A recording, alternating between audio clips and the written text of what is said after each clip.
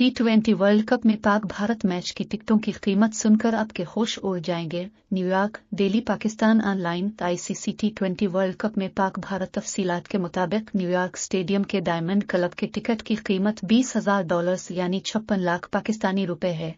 आम स्टैंड के टिकट की कीमत $2,750 यानी पाकिस्तानी रुपए में तकरीबन $7.25 लाख रुपए तक पहुंच गई है। दूसरी जानिब इंडियन प्रीमियर लीग (IPL) के साबिक सरबराह ललित मोदी ने महंगे टिकट्स की फरोख्त पर आईसीसी को आड़े हाथों ले लिया कि टिकट्स की कीमत आसमान से बातें करने लगी हैं। ललित मोदी ने सोशल मीडिया पर जारी रद्द अमल में पाक भारत मैच की टिकट्स की ज्यादा कीमत पर हैरत का इजहार किया और कहा कि आईसीसी की पाक भारत मैच से सिर्फ पैसा बनाने की नीयत जाहिर हो रही है। ललित मोदी ने सवाल उठाया कि अमेरिका में वर्ल्ड कप का मकसद फैंस को इंगेज करना है या पैसे बनाना।